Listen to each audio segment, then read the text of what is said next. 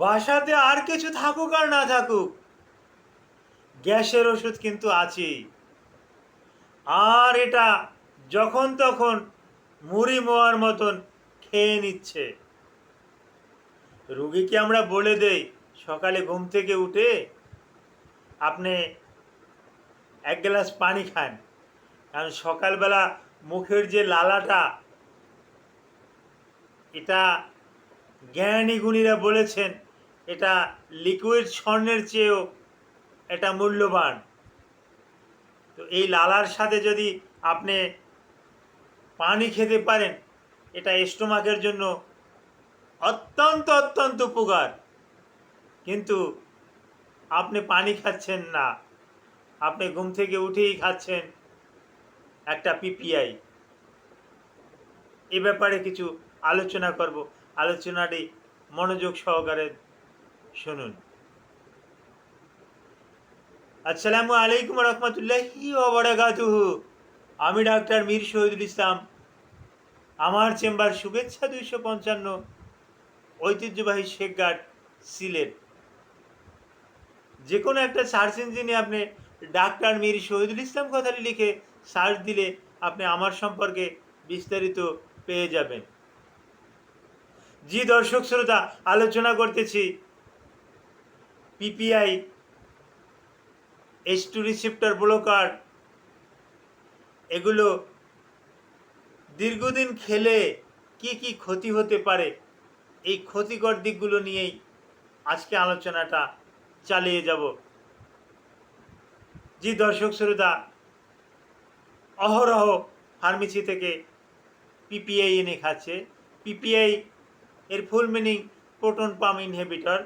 Proton pump ইনহিবিটরের ভিতরে পড়ে যেমন অমিপ্যারাজল পড়ে,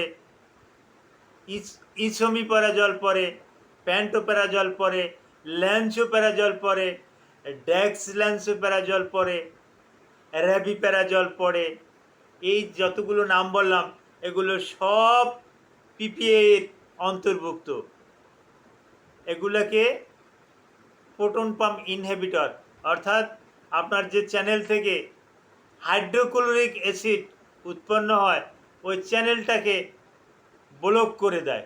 ওই চ্যানেলটাকে ব্লক করে দিলে আপনার স্টোমাকে তো HCl, হাইড্রোক্লোরিক অ্যাসিড তৈরি হবে না। হাইড্রোক্লোরিক অ্যাসিড যখন তৈরি হবে না, তখন আপনি যদি খাবার দাবার খান, এটা ডাইজেস্ট হবে কিভাবে? এই হাইড্রোক্লোরিক অ্যাসিড এটাই আমাদের শরীরের, বিশেষ করে স্টোমাকে যে খাবারটা আমরা পাঠাই, এগুলা কিন্তু ডাইজেস্ট করে দেয়। এখন হাইড্রোক্লোরিক অ্যাসিড নাই, তখন ওই খাবারটা কিভাবে ডাইজেস্ট হবে? ডাইজেস্ট তো হবেই না, আরও উল্টো রিয়াকশন হবে। তো যারা দীর্ঘদিন যাবৎ এই পিপিআই খাচ্ছে, প্রোটন পাম্প ইনহিবিটর খাচ্ছে, তাদের বড় ধরনের সমস্যা দেখা যায়। তার ভিতরে প্রথমত তো শরীরটা দুর্বল হয়ে যাওয়া, অথচ শরীরটা আবার মোটাও হয়ে যায়, কিন্তু শরীরটা দুর্বল। আবার শরীরের অস্থি, হাড়গুলো দুর্বল হয়ে যায়, এতটা দুর্বল হয়ে যায় যে হাড় ভেঙে আপনি পড়ে গেলেন, অস্টিওপ্রোসিসের মতন। অনেকে বলে